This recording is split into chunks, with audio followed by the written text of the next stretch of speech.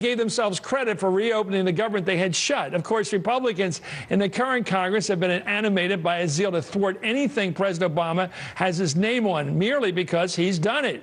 Ron Reagan's an MSNBC contributor, and Margie Omero is a Democratic strategist and pollster. Thank you both. I want to start with Margie. I got to wonder, what do these characters do, these Republicans who control the majority by, 19 votes or 18 votes, whatever it is? They go home to their districts, and they used to go home in the old days with a hard card, they had in the pocket. And when people ask you, what have you been doing? The Democrats at least would have a list.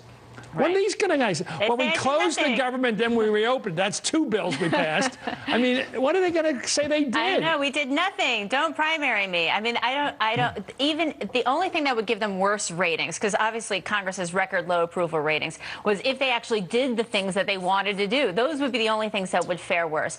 Even if they did, before the holidays, got through every single thing on their list of things that are still outstanding, it would still be, you still wouldn't be able to turn around these horrible numbers. So it's not just how inefficient they are, it's also the things that they actually want to do are so unpopular. Let's take a look at what the speaker had. This is his big excuse. It's in the Washington Post today. Here's what he had to say, blaming everything on something. He blamed it on the low-level accomplishment under his leadership. Here's how he explained it away. He thinks he didn't do it. Listen, we have a very divided country, and we have a very divided government. And I'm not going to sit here and underestimate the difficulty in finding the common ground, because there's not as much common ground here as there used to be. Well, that's lugubrious anyway, but common ground hasn't always been on Boehner's mind. Listen to what Boehner told CBS's Bob Schieffer in July when he viewed Congress's lack of productivity as a badge of honor.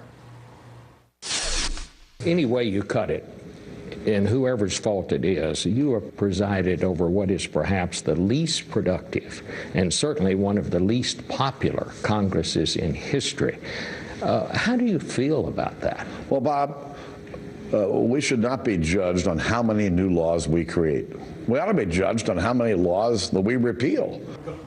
So, Ron, which is it? He's proud to have done nothing, or he's blaming the doing nothing on the Democrats? I couldn't quite register the commonality of those two thoughts, since they had nothing to do with each other.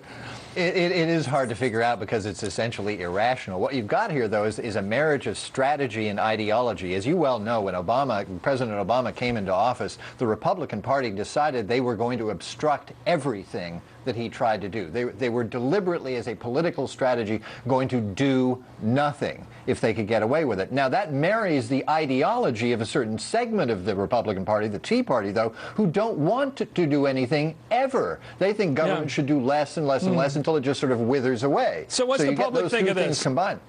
The congressional approval rating, Ron, Gallup poll, respected Gallup poll, is 9%.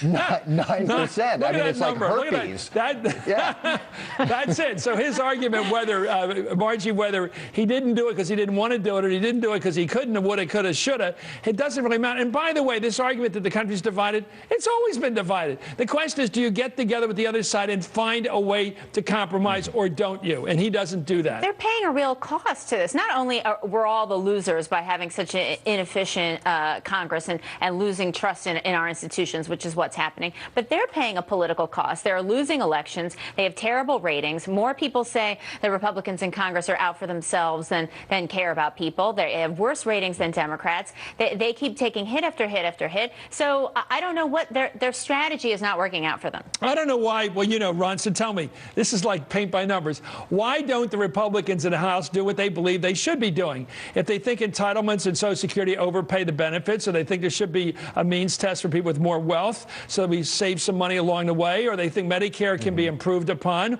or they believe all these things, they absolutely control the House of Representatives. All the revenue bills, all the entitlement stuff, Social Security, Medicare, Medicaid, all goes through them. They can set anything they want. Why don't they pass to the government they think they believe in and send it to the President and the Senate for approval? But they don't do that. It's mysterious. I mean, their response to Obamacare is indicative of the whole thing. I mean, keep in mind, they want to repeal Obamacare, but they don't present any alternatives. That's because Obamacare is the alternative.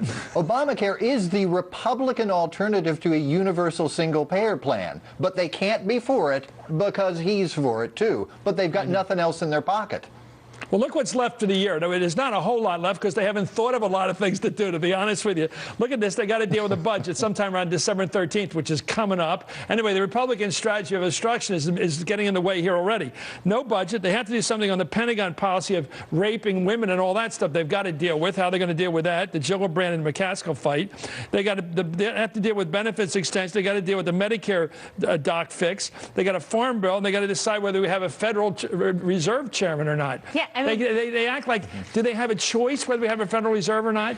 I mean, here's the one thing that they might also fight over before the holidays, and that's whether or not they should cut food for hungry children by $4 billion or $40 billion. You mean the food stamp plan they got? Right, and so they got to squeeze that one in before Christmas. Right. Well, that'd be well received. No, I just think it's bad because I do think. I know I wrote a book on this, but I believe it, Ron, and you know about it. You can cut deals and get things done. You can fix Social Security and blame the parts you don't like on the other side. You can reform the tax system and blame the parts you don't like on the other side. But you know what? You can blame not doing anything on the other side. I prefer doing things and blame it on the other side. Anyway, thank you, Ron Reagan. It's the difference between leaders and not leaders. And Margie Omero, thank you. Up next,